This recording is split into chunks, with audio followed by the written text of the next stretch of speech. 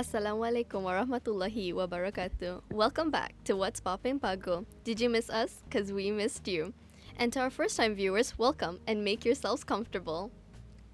I'm your host today, Balkis binti Muhammad Daud, third-year ECOM student, and today I have with me two very, very special guests, Dr. Asma binti Muhammad Ali and Dr. Zainiyah Norita binti Mohtar. Doctors, could you introduce yourself a little bit, maybe on your expertise and how long that you've been teaching here in Pagoh? Okay, I am Dr. Asma. I've been teaching in Pagoh since 2019.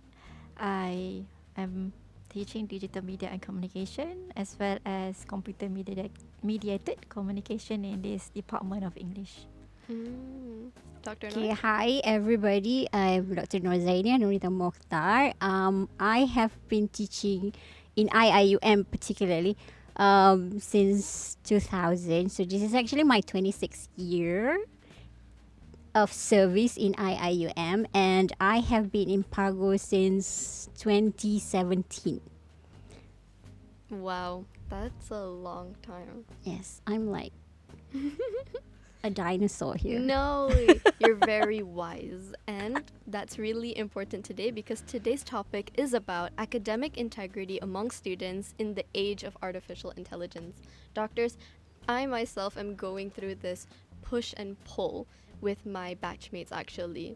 Is AI good? Is AI bad? A lot of people are saying that AI is bad and they prefer to use their own creativity, basically create their own organic essays, projects, etc. And some people believe that if you don't hop on the AI train now, you're going to be left behind because that's where the future is moving. So we have a couple of questions here today to kind of put those thoughts at rest and kind of answer some of the students' questions regarding this. So maybe we can start with Dr. Asma.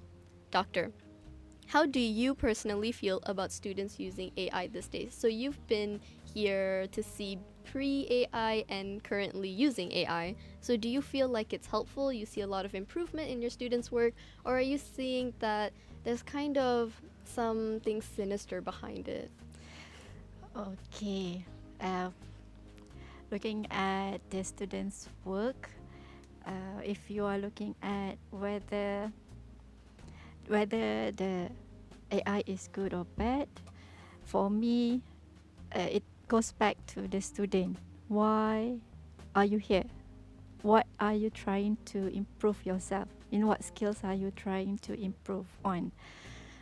So when you use AI or whether you do not use AI, it actually goes back to the purpose. If you are using AI and it helps to improve your own self, meaning that you are using it to learn, to actually brush up your skill, to get ideas or to get improvement, and it somehow upgrade yourself. Because initially before AI, we can see students' work usually doesn't progress much. Usually, if they submit something, we can sort of know their lingo. But now in the AI, when AI comes, I can see students are adapting with the new tools that they have. I can also see that they are exploring. Some of them manage to improve themselves. Some of them use it in a way that didn't improve themselves, because I personally like to ask my students when they submit the work. I like to ask them from their own verbal opinion. So if they are able to inform what they have understand, articulate, in a sense we know that they understand it. Then I know it helps either they use AI to do it or to understand better, it helps them themselves. If the student use AI, but when I ask, the students are not able to articulate well what they have submitted. So we can sense that okay, this thing, whatever they are using, although the output is improved, but they themselves haven't improved yet. So in that case, there's a mismatch. Not there's a mismatch lah. It doesn't match. So currently, most my FYP projects, most of them are looking into the perception of AI from students' point of view. I see. So based on the current latest results that they have, the way students use AI has improved from the data that they have come up with. It's sort of students nowadays that already into using AI, they, based on the data that they collected, they know how to adapt. They know how to use the AI as a tool to actually help them, aid them to improve their own self in terms of learning at this moment of time. I see. Wow. I didn't think about it like that actually, that it can be seen that way. Okay, moving on. Dr. Noor. So from your experience and what you've been hearing and things like that, do you personally see a big difference in students' work pre-AI and currently using AI? And if so, what kind of differences are you kind of seeing right now in students' work? Okay, it's like before actually answer your question, it's just going to be like a little bit of a disclaimer, because the things that I'm going to somehow talk out here is basically on based on my teaching experiences. So it should have been taken out of context, right? So basically that's the whole idea. I mean, like if we were to consider the pre-AI and the now AI, it's like totally different. It's like two different, there's like a huge gap. So, and like what Dr. Asma has mentioned just now, we look into the consideration like how AI is being used. It's an instrument, it's just a tool for it's a means to an end. All right, it's not actually the whole thing. So I like this analogy that one of my colleagues shared with me the other day, like a few weeks ago. We were talking about this AI thingy, and then she said something about like AI is like a 2-year-old child. All right, so if you want to ask a 2-year-old child to do your assignment, so the child may not be able to understand what he or she is doing, so you can just ramble on. And then there were so many analogies to it. We were talking about the other day the pre-AI thingy, and then I was just thinking like, okay, it's basically the same thing as when other people when things were introduced. People generally are very afraid of changes. So a change is something that we fear because we don't really know what's going to happen, right? So it's very much similar to what AI is. So say, for example, we've got washing machines, we've got microwaves, and then we've got SPSS. And I was talking to Dr. Asma the other day when I was doing my master's. It's like when we do quantitative, it's just about mean, mode, and median frequency, right? And then suddenly, like interpretive data analysis was introduced, so we started using SPSS. Like, and I remember when I was in UM. I've got like friends, peers who are actually doing their statistical analysis. These are like, they actually have to hire statisticians, to actually interpret their data, and it's like very much manual. So and then what we were doing then, it was just like chi-square. Like now, if you do chi-square, people will be laughing at you, right? So, but that is how things have evolved from descriptive analysis to inferential analysis. So coming back to AI, when we started using it, when AI was introduced to our system, we were just like, I was just thinking like, okay, we had this fear like, okay, this is too easy. Our generation, we had things difficult. Yeah. Right? So everything has to be done manually. We had to go to the library to do to search for resources. I spent days and nights in the library just to write my FYP when I was in my undergraduate. And then now when AI comes into the picture, we say, oh my God, this is too easy and this is too good. All right? Is this even legit? So And then we were like thinking, okay, how are we going to do this with our students? And then I was thinking like, okay, maybe if I want to integrate AI in my classroom, it's just basically for my students to do proofreading, I see. so that there's no grammatical errors, and I don't have the headache of like trying to decipher what is it that you wanted to say here. There's so many grammatical errors. It somehow disrupt the meanings of what is being conveyed, and the what do you call the whole thing that they wanted to sort of like But the idea is presented. theirs. Yeah, but the idea is of course legitly theirs. All right, it's legitimately theirs. So and then like my background is actually education. So I did TESOL for my first degree, and then like I did education for my PhD.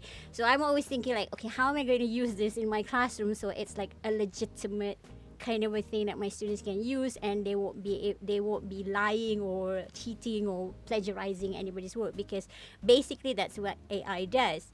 It's sort of like during our time when we were doing our thesis, it's just like we table out all the articles and then we just take bits and pieces and put them together. So they call it like cut and paste thesis, because you sort of like take everything from everybody else. So it's plagiarism by itself. So it's the same thing as what AI does now. But the notion of how it's being used has to, you need to understand how to actually use this as a tool. Right, as an instrument, as a means to an end. It's not something that, okay, I'm going to do the cut and pasting like we did during my time. Right, so and then when I went to the States a few years ago, I was introduced to this augmented pedagogy. Because education lines like pedagogy is like how you do the teaching and learning thingy. And then they came up with this this notion of augmented pedagogy is actually artificial intelligence plus human intelligence. And then you have the augmented product. All right. So that's what that is something that I did this semester with my RM student, and I've been doing this with my COIL projects. Like they would have AI to assist them in terms of like brainstorming ideas. I do allow, but it's not really like as what do you call, as interesting as as what my RM students are doing this semester. So it's like kind of like an awkward kind of a thing as well, because I'm also still learning about AI thingy, and then this augmented pedagogy is still very new to me, but testing it is really fun because like I think like your generation are very much into all this technology because you're like digital natives, is that what they call you, right? Yeah. So we digital immigrants are still learning. So it's like I did RM this semester, and I see like things like very clear. Like before this, we were teaching RMs. Like I don't really know what they're doing until I read it, and I was like, okay, how do I clarify and how do I correct this mess? So but this time around, when I use AI, so dealing with this augmented pedagogy thingy using artificial intelligence and a human intelligence thingy, so I asked my students, okay, you find all the list of readings, and then you ask AI to help you. Okay, what will be the topic that you want to do, blah blah blah. So so they got the list, and I said, okay, so this is the human intelligence thing that has to come into play. So you have to read those papers. You can you can ask AI to do it for you, but you're not going to be able to understand. So by right or by hook or by crook, you're going to have to read it, because you need to understand what you're doing, because you're the only one who can understand what you're doing, because I don't know.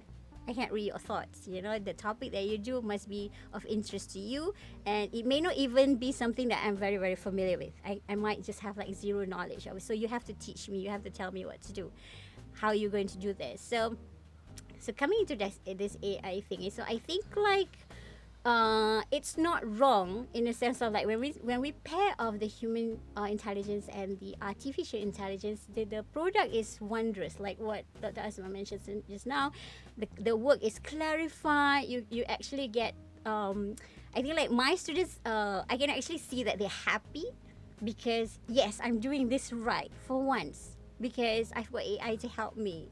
Because I think like when we do things, it's very much in isolated and to a certain point it's compartmentalized and you don't actually know how to put it together. And in research you have to sort of like merge everything together and come up with something.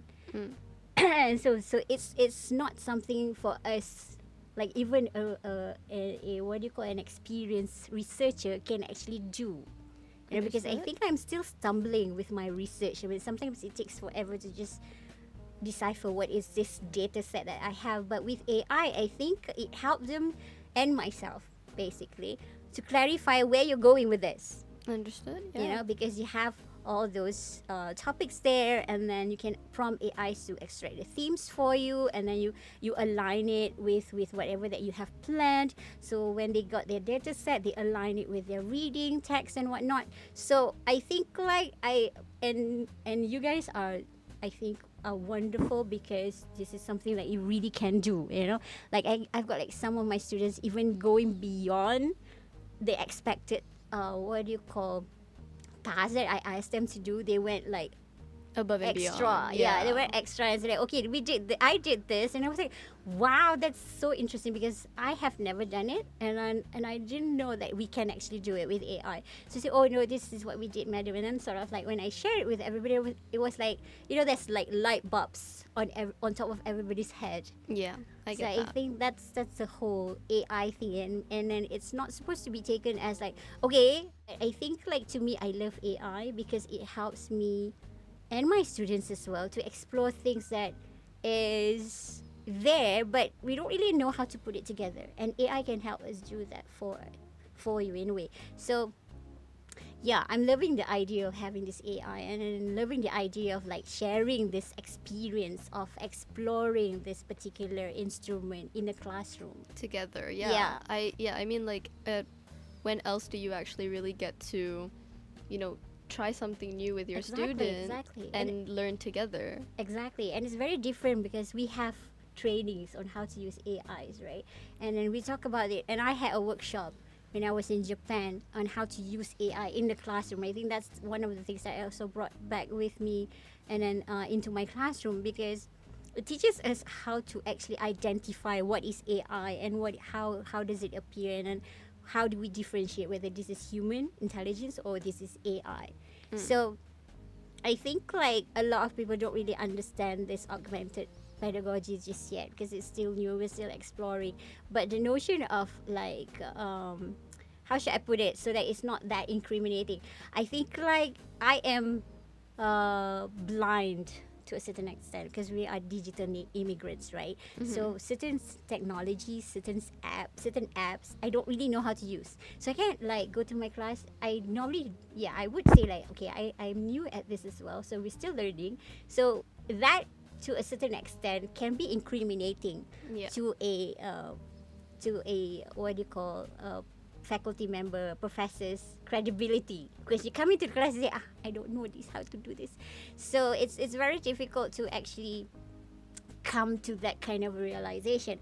But when AI is concerned, I think like you cannot avoid but admit that you are also learning, Yeah. exploring. You don't know what is good, what is bad just yet, because we're going to have to do it together. Going off of that, actually, because AI is used among students, and technically sometimes there is this misuse of AI, because Yeah. a lot of praise for AI, of course, because you get to do things that normally you wouldn't get to do, and then also, as you put it, your work is more clear. A lot of students now don't even have grammar errors anymore in their writings.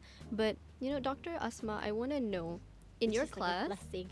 in your class, what is the most common misuse of AI that you see in students' work, and can we get a little story time about it? Uh, in my class currently, because my class basically it's a project based, so it has components that they need to come out with a prototype or produce some content, and another component on writing, they have to produce report. Another component on presenting, they have to present and speak in front of the class. That's the main component. So I can see usually AI was used during the process to came up with the output of the prototype or the content for the public. Okay, that part, because in my class they have to present the real progress. So from there, sometimes I learn also new AI tools that can help in terms of content development. So I also learn a lot from them, and it helps to come up with something that beneficial for the stakeholders that they are producing it for. For the report writing, Alhamdulillah, I am in department, English department. So most of the students have good English. In terms of writing, we can sense that they are writing it. Sometimes when you read some writing, you can sense that they are writing it from their own heart, from their own experience. Some writing, when we read, we sort of know. No feeling behind it. Yes. Very dry. Like fact. Like there's something not right here. It's sort of a sense. Like the style of writing is different. Sometimes. Understood. Because even right now, I think a lot of students are trying to figure out what is the right way to use AI as a tool. Especially like maybe students don't want to do their own citation. They put all of their sources into AI and just cite this for me. Yeah, I think like what you've mentioned earlier when you were saying like, okay, I ask AI, I've got all the ideas and I just ask AI to extract things for me. I think that is the mechanism as to how we go about doing this AI thingy, because we still wanted to look into that originality, that the whole thing comes from you, but AI is assisting you to come up with something fresher, something better with no grammatical errors, and then the sentence structure is very, as it should be. So that is the notion that we're still trying to sort of like adjust to, like how do we actually rationalize if the students are actually everything's from them, but the AI is only there to help them write it out. So I think like with my projects that I did with my international partners are like that. Like they have to sort of like sit down and think about like, okay, what are we doing? Okay, this is our task, so this is what we're supposed to do, and then they ask AI to generate maybe image or do a brochure, but all the content, the thing that they put, the stuff that they put inside the poster or the what do you call the video is actually from them. Understood. So I think that's justified. That's in a like way. a justifiable use of AI. Yeah. I can actually agree with that as well, because it's this like it's really thin line that I think a lot of students are like trying to navigate nowadays. And like beyond you've already mentioned that you're not really sure how to penalize a student regarding that, but how do you handle that situation? Like as you said, you approach them and you talk about it with them, but how do you guide them to be more cautious about AI in the future? Okay, who's going to answer that? Okay. Dr. Asma, please. Okay. When this is from my own personal experience, sometimes when as someone that is learning and someone that is teaching, as we have to sometimes look into what we call our heart. I think we need to look into our heart. Niat. Yeah, and then Intention. intention, and then sometimes when you have a student work, you go into the app and the app says, okay, the number of AI work is more than 90%. is more than the required percentage. Okay, and as a teacher or as someone that has been with the student for quite a long time, you can sense that the student is already a good student. The way that the student write from the early part until the end, that person is really good in English.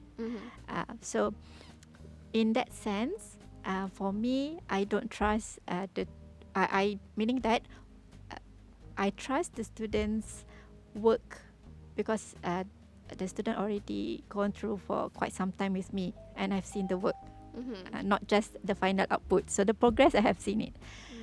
Compared to if suddenly I haven't seen any progress at the end, okay, Everything's Perfect. perfect. everything okay. That is when I will question a lot. Yeah. So the how to handle it depends on the process that we have gone through with the students along the way. Because I myself have written something before, and then of course before I submit anything, I always run it through plagiarism checker and AI checker just to make sure that did I accidentally use AI or something. That happens sometimes. So I put my writing in a AI checker.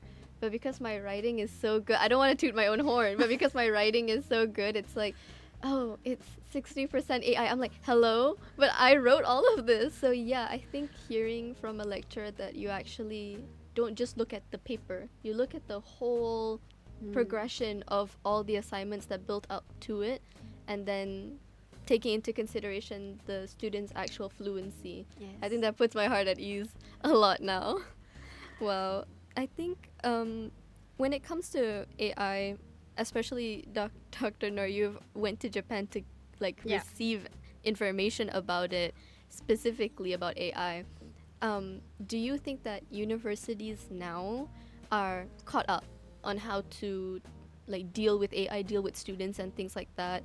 Or do you feel like still playing catch up to a certain extent? Because even myself, I'm looking at it and I see students who are using AI, and I'm seeing the university also try to manage it. It's like I'm afraid for the future actually of our education and academic We don't have to integrity. come to university anymore. Yeah. So okay, how's the world what do you call reacting to AI? I think like in the States it's very very much everybody's using AI. All right, I think like over there it's very different because the mother tongue is actually English, so they don't have like a concern as much as we do when it comes to academic writing, academic papers.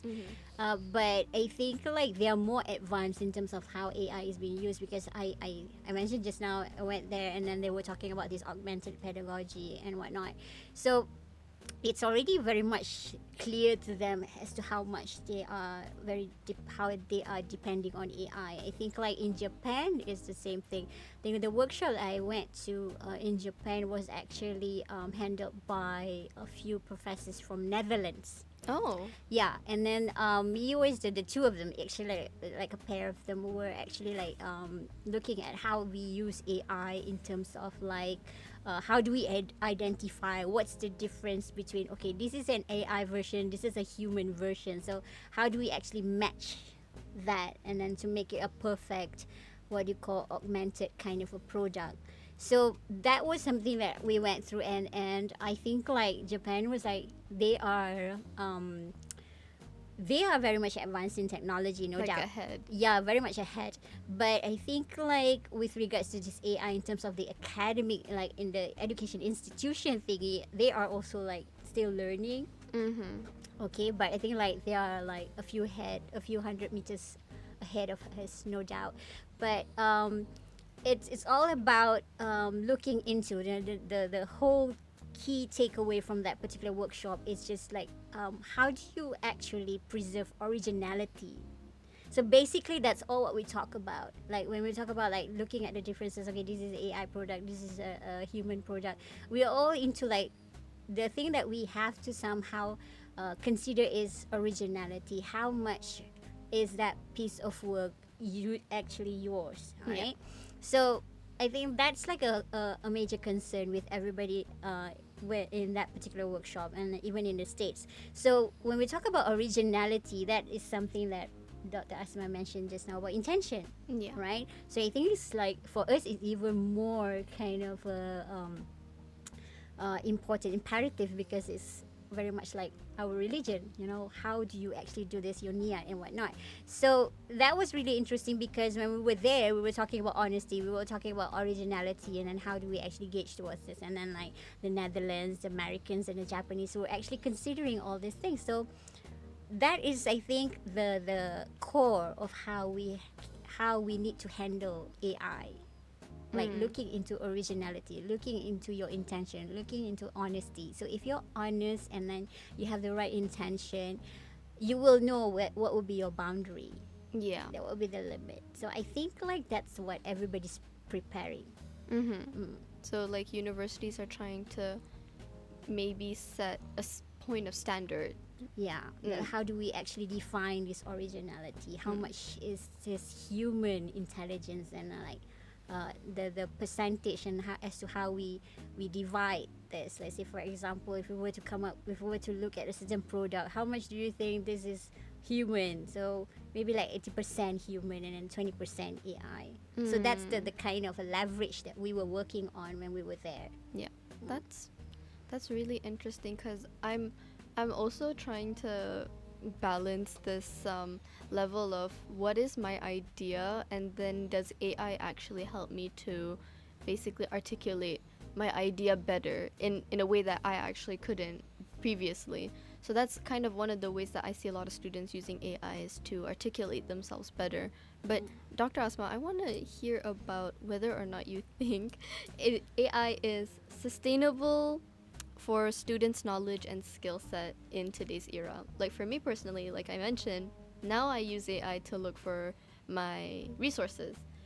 But am I going to lose that skill of looking for resources? Back in my diploma, there was no AI, so I was everything was manually, everything was Google, everything was the library. But now it's, just type into AI, look for articles regarding marketing strategies, and that's all I had to do to look for it. So am I gonna lose that skill if I keep using AI for it?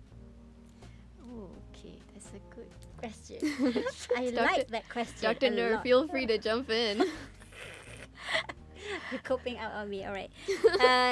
Right, I think like since I'm a dinosaur here, so we have gone through all the phases, like I started off with like a typewriter, and then like a computer, and then like library, and then you don't have to go to the library, you have the internet, you have the AI now. So I think I went through all the phases, and then to say that you will lose that skill is almost impossible. Oh, okay. Because that is like it's like you're riding a bicycle, right? You will never forget how to go about it, even though you've like forgotten, you've never had a bicycle ride for like almost 15 years or 20 years like I do. So it won't be something that you will easily forget, because I think like for us, I don't know, it's a bit unfair to say this, but I think like my kind of an experience, I think it somehow gives me the idea of like how things can be done, especially when you're old. You want things to go like fast, right? I think it's also like legit to also say that we came from a phase where things are very difficult. Yeah. So to get something like this is like heaven sent, and then we question whether this is legit or not. So, but still, I mean, the notion of you going to the library, I think we miss that. We were talking about it this morning during that session. It was like the children now, especially the generation A, they will not know how it feels like to go to a library and smell books. You get what I mean? Yeah. That musty smell of old books, and the environment of going to a place where everybody has to be quiet because everybody's reading, quiet, but everybody's really caffeinated because they want to get their work done. Exactly. So you might miss that. I think like I miss that bit about going to the library, because I'm the kind of a person, if I go anywhere, the library will be the place that I would want to visit first. So when I went to Tokyo, there's no library. Can you imagine? There's no library, because the library has already been converted into a what do they call it? Like common room kind of a space. where students meet and do activities. It's not like students go there and sit and read books. All right. So I think that's the kind of a thing that I miss, because I love going to the library and see that everybody's like really, concentrating on whatever business that they're doing there. But now it's like library is an open space and people are talking, people are laughing, people have food there, and it's like a whole new kind of a environment altogether.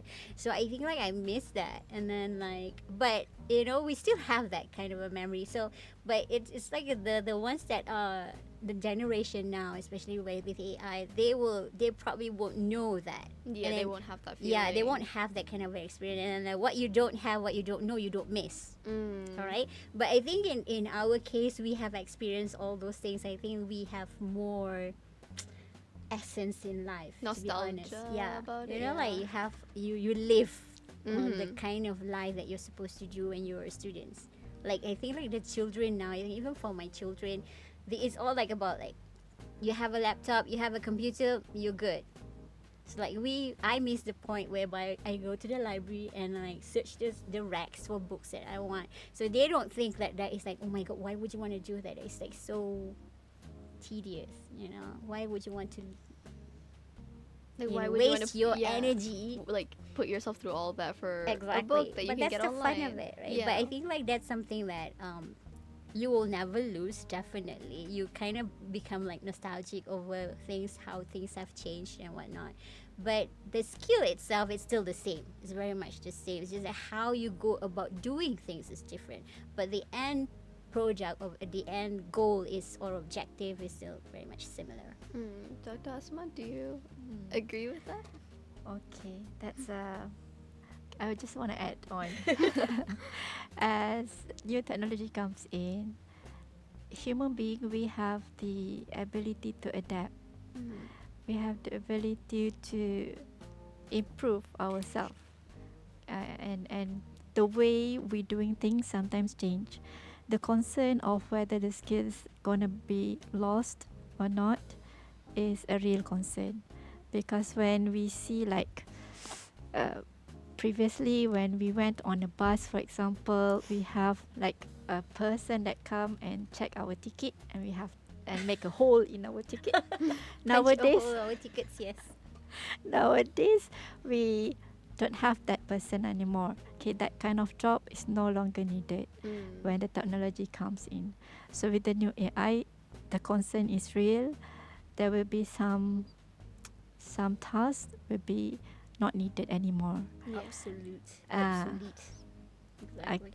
It could be so in that sense, as human being, especially the generation that is in currently in AI, for me it's the ability to adapt with the new technology, improve, get on the new skills, and how to use it in a good in a way that contributes to better humanity, better world, for a good purpose.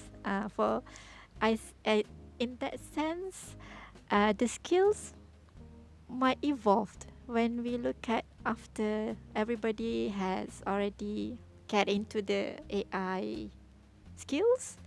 There might be new skills that gonna be evolved New after job that. opportunities in the area. Yeah, Yes. I understand that. I think that's a real concern for students, especially the ones that are going to graduate soon, like myself.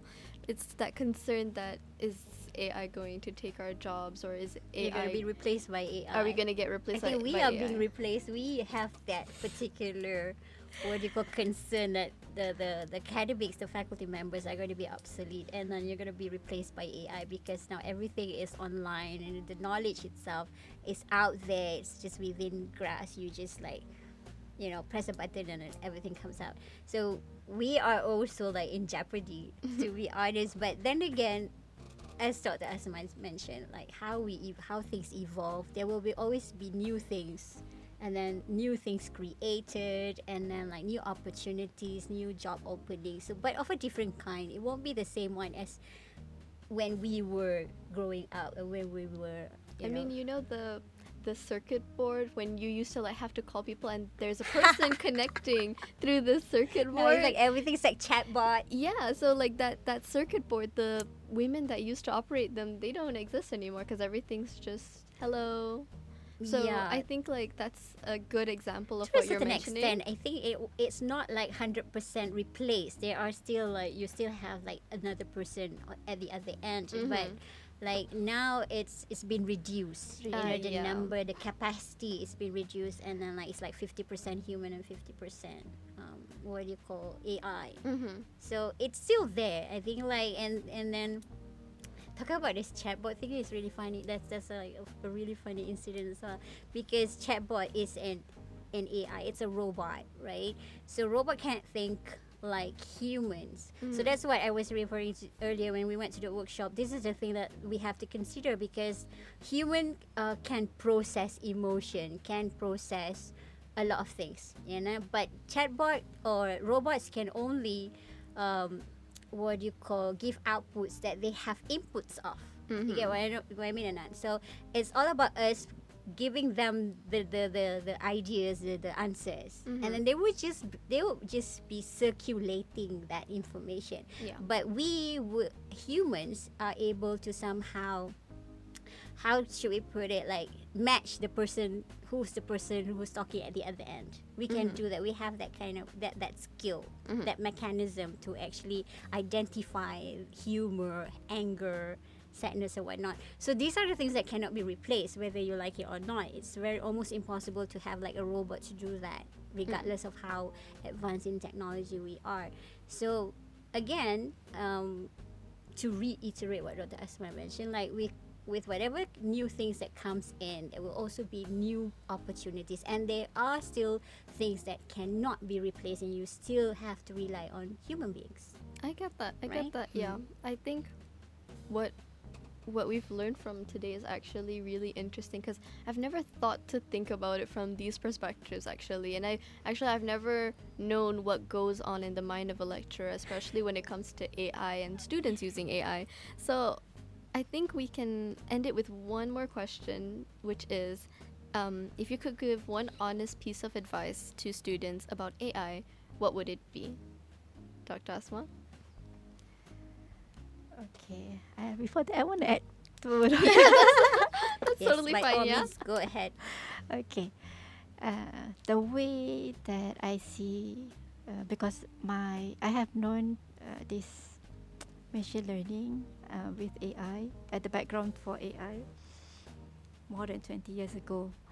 So AI, before it was being on the web for the public to use, it's already being used it's already being used outside the web.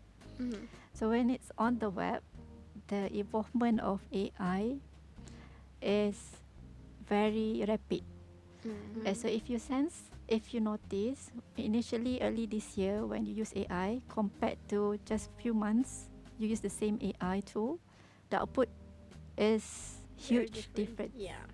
Okay, so in terms of whether AI can adapt faster, whether AI can notice the emotions of the signals from inputs from images, or maybe you are talking video live with AI agent,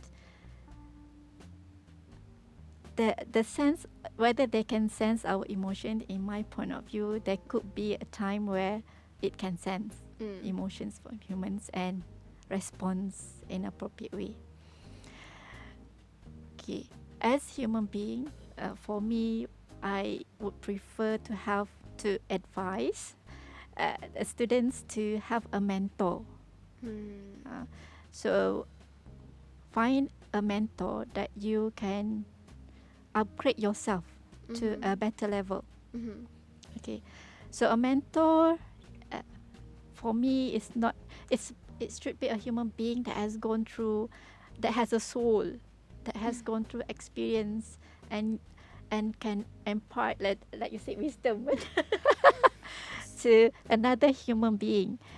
So that is where I think one of if I were be given one advice, that is to have a mentor, so that the mentor could help you to be a better person in your own self growth. So if it actually depends on what you are looking for. If you are in the university, you use AI, but it doesn't upgrade your own self. And when you grade, you are the same. You have the same writing skill, doesn't improve. You have the same speaking. You're the same person. You are the same person Yeah. before. No progress. So it doesn't help. Yeah. AI doesn't help in that sense. If after you gone through the university duration, you graduate, you have become a better person. Your skills have evolved. You can see the world your worldview has been bigger, broader. So in that sense, the AI has been used as a good tool. So choose your mentor wisely. I think that's a really good piece of advice, especially when it comes to students and students using AI in university to have a human aspect. Like, you can use AI, but have a human aspect that grounds you and improves you further. Dr. Noor, what would be your words of advice? Well, I'm just going to somehow, what do you call, summarize, right, whatever Dr. Asma has mentioned. So I think like my advice is like AI is that 2-year-old child, and then you sort of like, it's there to help you think, but it cannot do the thinking for you. You get what I mean? Because I think like I'm reflecting on what was the discussion this morning. I was like, we were talking about this AI thingy, and then we'll talk about like ChatGPT, and then like this person actually said something about like now you can actually use ChatGPT as your companion, you know, somebody that you express yourself, that you tell problems to and whatnot. And then I think like I have never done that before. That is a bit too extreme, because AI is not human, and when you're in that capacity, you need human connection. Yeah. All right. So that's why you have to somehow, you know, process in your mind. It's like AI is just an instrument. It can help you think, but it cannot do the thinking for you. So if you prompt something like, I'm sad today, and I said, okay, why don't you just kill yourself? Are you going to do that? Yeah. Right? So I think like that is one good example of like you have to do the thinking for yourself. I mean, like, if you kill yourself, what would be the benefit? So that is something that you have to, you know, really ponder upon. And it's not something that you can actually, you know, take as what do you call, wholesale, whatever AI says. Like, you can take it as is, but your critical thinking still needs to be take it like with a pinch of salt. That's what they say. Yeah. So I think that is all that we've got time for today. This is such an interesting topic, and we could delve deeper into it. Series number I 2. still have points to say. Yeah. That we'll save that for part 2. We'll save that for part 2. Number 2. Yes, that we'll save that for the next episode. Thank you Maybe so let much. somebody else to come in and share their opinion rather than us coming back. And I'm sure Dr. Asma has a lot more to say, but I think like maybe we want to also hear what the others are thinking about. And then coming back to your point just now, like how we think, I think one of the things that I can honestly say, like us faculty members, lecturers, we are actually human, we're not AI. So human do as human does, you know. So whatever it is, we have emotions, we have our ups and downs, we have our crazy moments, we have our sane moments. So I think like however way it is, like when you again go back to that honesty, go back to the originality, go back to that intention again. So because we're dealing with humans, you know, however much it is, there is a lot of things that we need to consider basically. Oh yeah, question that is something ask my class members. When you have some questions in your mind, who do you ask first? ChatGPT. Oh. Ouch. Well, And before AI, we have Google, yeah. and now the answer is AI. Before this, the answer is Google. Mr. Google. Professor Google. Okay, so because this is something that I need to also remind myself. Mhm. So, and I would like to remind others too, to ask Allah first. Wow, that's Yeah. deep. But Inshallah, that's really alhamdulillah. true. That's really true. Yes. Go to Allah first when you have a question. Okay. Thank you so much, Dr. Asma and Dr. Noor, for being our special guest today. And thank you to our viewers for tuning in to What's Poppin Pagoh. This was a very interesting topic, so don't forget to join us next time when we have more interesting topics coming on the way. I'm your host, Balkis binti Muhammad Daud, and this has been What's Poppin Pagoh. Assalamualaikum. Bye.